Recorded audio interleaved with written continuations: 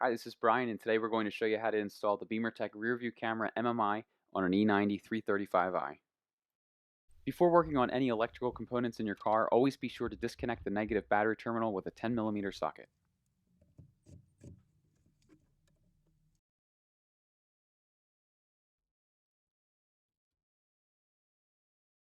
We're going to start at the trunk and work our way inside the car.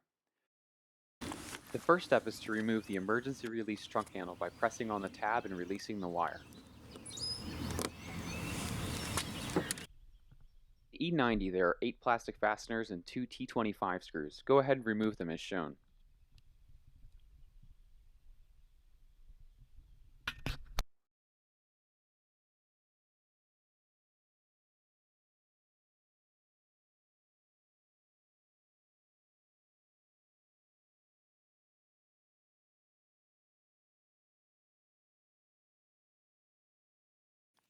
Next, remove the plastic cover to gain access to the trunk handle.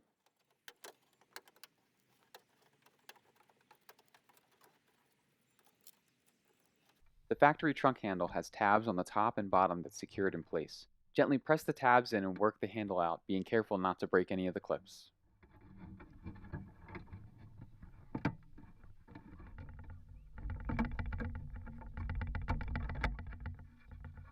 Once the new handle has been removed, gently unclip the connection and plug in the new handle. Then route the additional wire inside the hole before gently pressing the new handle into place. When installing the new handle, it's easiest to install the bottom clips first, then press in the top clips.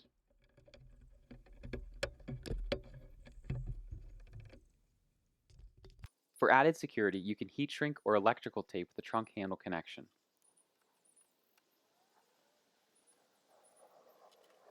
Route the camera wire down the existing wiring harness, securing it with zip ties or electrical tape. In the E90, you'll find a rubber hose that houses the wiring harness. Gently loosen the top and the bottom of this. We're going to route our camera wire through this for a clean install. Now we're going to fish the wire through the trunk using a sturdy wire. Once you've routed your fishing wire to the top opening, electrical tape your camera wire and gently guide it down. Back in the trunk, we're going to remove the 4 plastic fasteners that hold the trunk liner in place with our bimmer-tech trim tool. Once these are removed, gently pull the liner down. Next, take your extension cable and gently feed the camera connection upward. This needs to be routed where we removed the rubber hose earlier. Back outside, fish your sturdy wire gently through the rubber hose, being careful not to damage any of the wires. Once it's all the way through, tape the camera extension wire to this and gently pull it through.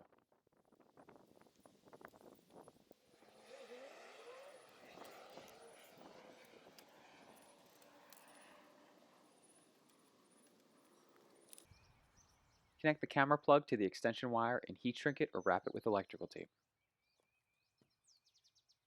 Once it's secure, reinstall the rubber hose.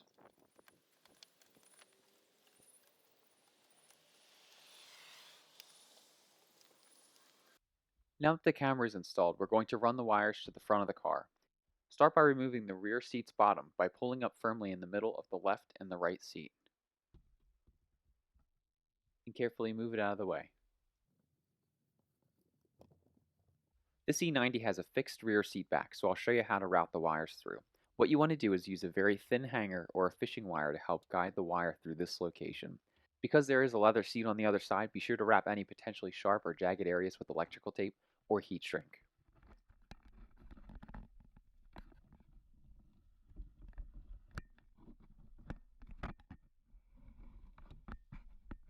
Back in the rear seat, we can now see the wires. Gently pull them all the way through. Now we need to remove the lower plastic trim. Gently remove the plastic fastener, then gently pry up using your hand or a trim tool to release the additional clips.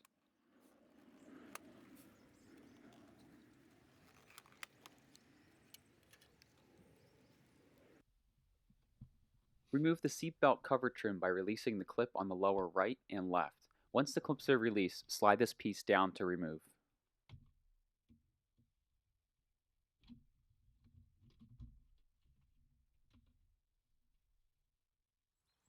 Remove the passenger front floor trim by gently prying up with your bimmer-tech trim tool.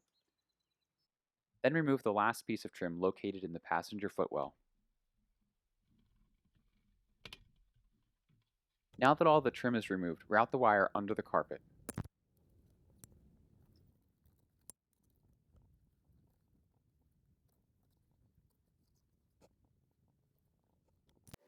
At this point, we need to remove the glove box. Start by removing the small, thin piece of trim that surrounds the cup holders by using a bimmer-tech trim tool. This piece is very thin, so be careful not to break it. Once this is removed, go ahead and remove the two Phillips head screws that hold each cup holder on, and then slide the cup holders out.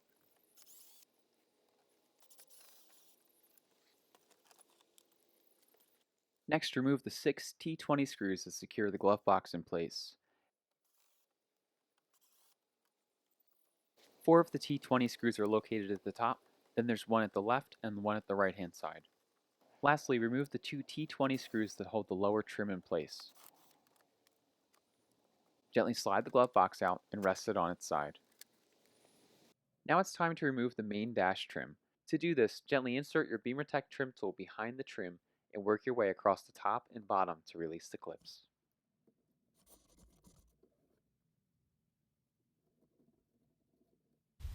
Unplug your start-stop button, then disconnect the two other connections located behind the hazard button.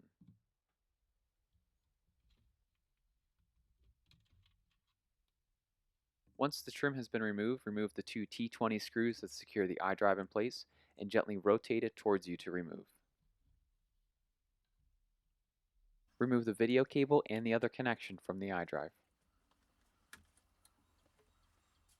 At this point, we need to run the new video cable, retrieve the existing video cable, and run the new power cable up behind the iDrive screen. We're going to do this by fishing a wire from under the glove box to behind the iDrive screen. Once the wire is behind the screen, we're going to electrical tape the cables to the wires to assist in this process. The video cable has two connections, so be sure that you have it inserted correctly by doing a test fit. Now that the new power cable is run, connect the Y connection first to the existing power cable. Then connect it to the new power cable. Finally, clip the other end into the iDrive screen and install the new video cable. Rotate the iDrive back into place and reinstall the screws.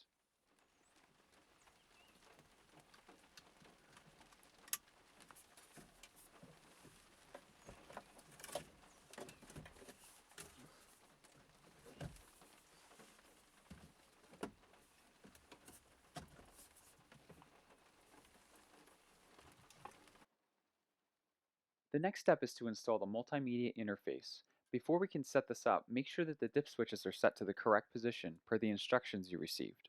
Now that the multimedia interface is set up, go ahead and plug the RCA harness into the AV in and out.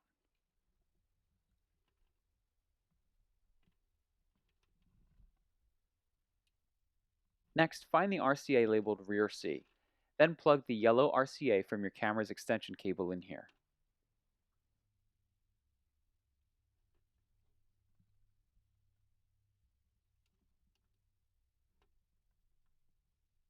Then plug the white connector from the rear view camera extension cable into the slot labeled rear.